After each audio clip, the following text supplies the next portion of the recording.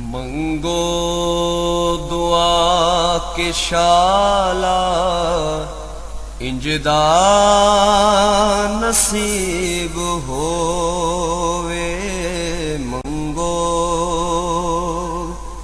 दुआ के शाला इंजदा नसीब होवे।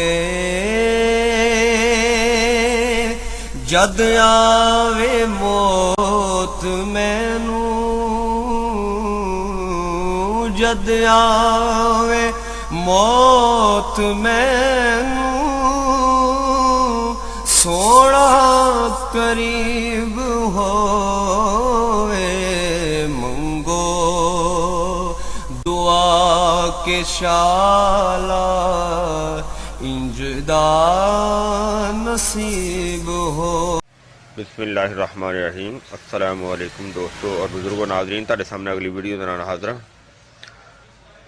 अज तुसीं देख रहे हो जिहड़े असीं तुहाडे सामने कैप्सूल रखे ने, एक बहुत ही ज़बरदस्त ते बड़ा अच्छा फार्मूला है और काफ़ी अरसे तो एक आजमुदा है, यानी कि आजमाया होया है। बहुत बेहतरीन है, बहुत ही अला, बहुत ज़बरदस्त है कि ये बर्थ कंट्रोल यानी कि 1 साल के वक्फे वास्ते एक कैप्सूल बेहतरीन काम करता है। तो इनका तरीकाकार जरा ना वो खान का वो मैं तुहानूं दसना बाद च। तो ये सिर्फ 2 बूटियां ते मुश्तमिल है, यानी कि इहदे सिर्फ 2 बूटियां का मरकब है। और वक्फा जरा करना है वो एक साडे शरई तौर पर भी हुक्म है और दुनियावी तौर पर भी अगर किया जाए तो कोई ममानत नहीं हैगी। शरई तौर पर अल्लाह ताला ने कुरान पाक दे विच भी इस चीज़ का ये फरमाया है कि बच्चा होवे या बच्ची, यानी कि बेटी होवे या बेटा होवे, उन्होंने 2 साल दुध पिलाना चाहिए है। 2 साल दुध पिलाने का हुक्म है। तो उस चीज़ को मद्देनज़र रखते हुए जरा कि वक्फा करना जरूरी हो जाता है। और इस तो इलावा भी किसी भी जोड़ा यानी कि किसी भी बीबी का या किसी भी बंदे का यह जहन होवे कि बगैर उस दलील नूं मद्देनज़र रखते हुए अगर वक्फा करना चाहन तो वह भी कर सकते हैं। और उनके वास्ते सिर्फ एक कैप्सूल का तरीकाकार इस्तेमाल करन दा ये होएगा कि जिस तरह ही पीरीयड दा सिलसिला शुरू होंदा है, पीरीयड का सिलसिला जिस दिन एंड होएगा तो फ्रैश होके एक कैप्सूल जड़ा ना वो इस्तेमाल करना है। दूध नाल निहार मुँह, खाली पेट, और कम अज कम 15 दिन का जड़ा ना वो परहेज रखना मुकम्मल तौर पर। 15 दिन तो बाद जड़ा ना वो अज़वाजी जिंदगी का सिलसिला चलाया जा सकता है।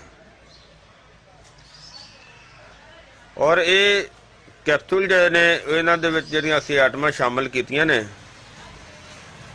वो पहले नंबर ते है गंजे चशम, एक बूटी है, बहुत ही अच्छी तो बड़ी ही आला है।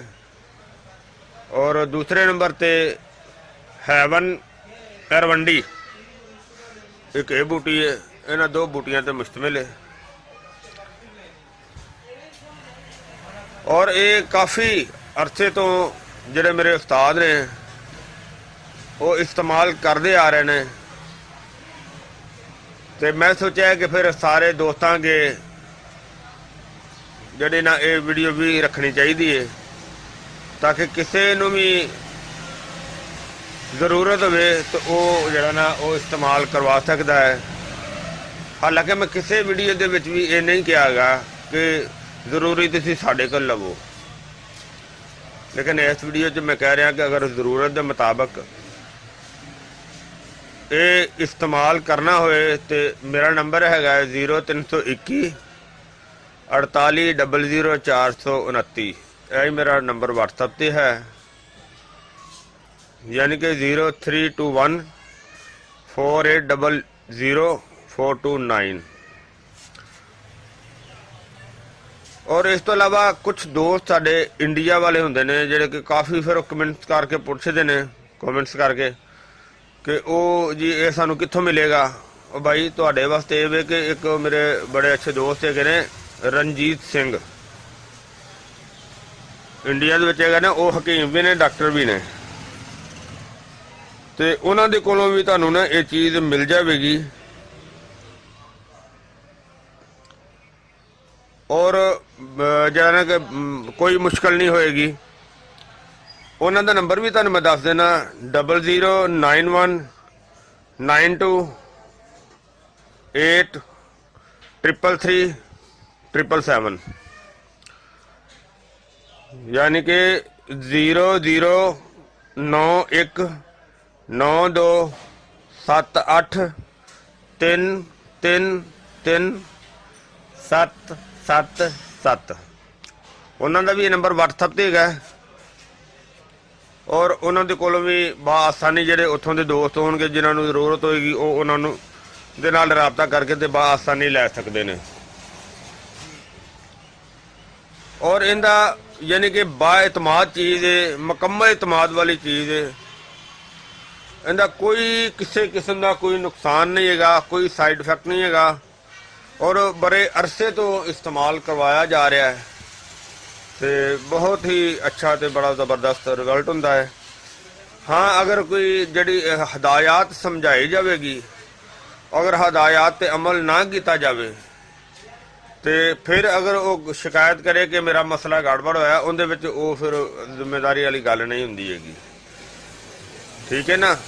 बाकी अल्लाह सोने की ज़ात बेहतर जानती है, अल्लाह सोने की ज़ात बेहतर करती है, लेकिन ये भी अल्लाह ताला दियां पैदा कीतियां होईयां जड़ी बूटियां ने जिनकी अल्लाह ताला ने एक हुकमात जिहड़े ने साडे उन्हां नूं अल्लाह ताला ने इस चीज़ की शऊर दिता है, अकल दी है, तो वो अपनी अकल के मुताबिक फिर इस्तेमाल करवाते हैं तो अल्लाह सोने की ज़ात जी ना वो शिफा देंदी है। बाकी ये मैं उम्मीद करना कि मेरे दोस्तों भरावां नूं सारे अजीज़ां नूं ये वीडियो अच्छी लगी हुई होगी। इनू लाजमी तुसी लाइक करियो, शेयर करियो, बल्कि शेयर लाजमी करियो इस वजह तो कि किसी भी दोस्त नूं किसी बीबी नूं किसी नूं भी इसकी ज़रूरत होवे वो इस्तेमाल कर सकते हैं। और इनका फिर मैं कह रहा कि कोई नुकसान नहीं किसी किस्म का, काफ़ी अरसे तो असी ये इस्तेमाल करवा रहे हैं।